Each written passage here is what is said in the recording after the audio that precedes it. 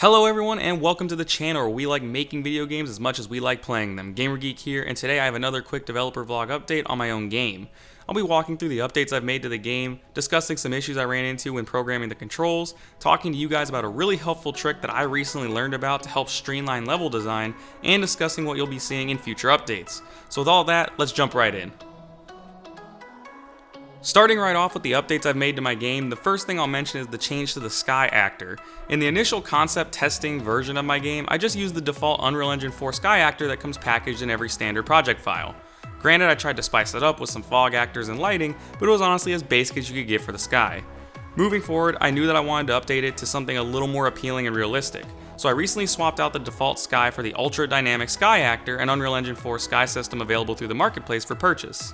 Switching to the new Sky system was one of the best decisions I have made, with the new system having so many controls and customization options to better fit my project. It even came pre-equipped with a mobile render option, meaning I didn't have to tweak any settings to get it to run on mobile. It also comes loaded with a built-in weather system, allowing me to add more variety to level planning with various environmental hazards I can add to the gameplay. Next up is the update I made to the teleportability, and this was something that gave me a serious pain in the ass trying to work out.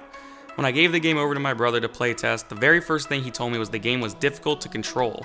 Specifically, he said the teleporting felt a bit clunky and hard to aim as there was no on-screen target to show him where he'd land. Fixing the teleportability became the priority for me for a while because I want, above all else, for this game to be easy to pick up and play.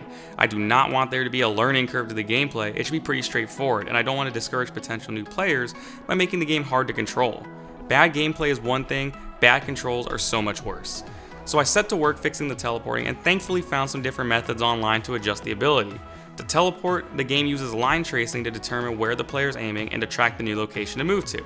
I also set the game to break the line if the player runs into anything to avoid teleporting into walls. This unfortunately led to issues with the teleporting not functioning, as sometimes the player's feet would be touching the edge of a building where they're standing and it would break the teleport without the player even moving. Also, sometimes the player would stop shorter than intended because of collision issues and fall off the buildings. To fix this issue, I adjusted the teleportability so that if the player teleports near the edge of a rooftop, they'll adjust to standing on it rather than colliding with it and falling off. This way the player doesn't need pinpoint accuracy when making their moves. I also saw different suggestions online for gameplay improvements like moving the follow camera off-center to allow the player to more accurately see where they're aiming. All this coupled with adding a particle effect as a viewable target for the teleportability really helped make the teleporting much easier to utilize. Now let's talk about the issues I had getting the controls to work. Like I said, they were a huge pain in the ass for a while. Mrs. GamerGeek can attest to this, that I was stuck on making the touch controls function properly for a while. The problem was that when I tested the new teleportability, it wouldn't function properly with the touch controls. It only worked with the keyboard. How the ability is supposed to function is when activated by holding down the button, the game goes into a slow motion, bullet time kind of effect to allow the player to aim their teleport easily. When they release the button, the game teleports them to where they were aiming. On keyboard, it worked without issue. Not so much on touch controls. The problem was that holding the touch controls wasn't responding like it was supposed to. The game would repeatedly get stuck, reactivating the teleportability over and over again. I would try to adjust the blueprints for the controls, but kept running into the same problem every time. So I decided to split the control up into two buttons. One controls activating the ability, the other finishes it. It worked flawlessly. The only problem was now I had two large buttons on a phone screen that was taking up too much space. The next problem was getting only one button to appear at a time. Well, I tried having it set up so only one button was visible at a time depending on whether the teleporting was active or not, but I kept having issues where the buttons wouldn't swap like they were supposed to and the player wouldn't be able to either activate or exit the teleport. Finally, I managed to get it working, but even now I still get the occasional hiccup where the buttons get replaced with a white square when pressed, so I'm still ironing out the flaws. My only advice for anyone wanting to work on mobile games is to take it slow with the controls. Don't get too ambitious and keep them simple because mobile has limitations, as I'm finding out the hard way. Learn from me. A function that may seem simple probably isn't when used on a phone. Okay, so I mentioned that I came across a helpful trick for making level design more efficient, and I'm really excited to share this with you guys. I was trying to find a better method to create textures for my buildings and other assets when I saw this video that demonstrated how to rip textures out of online images. Basically, you use a program to copy an image, outline specifically what part of the image you intend to use, and then the software isolates that specific part of the image for you. It also automatically adjusts the perspective of the image to a direct angle and can save your ripped texture as multiple image maps for use with other software. This was an awesome find as it made asset creation significantly faster for me.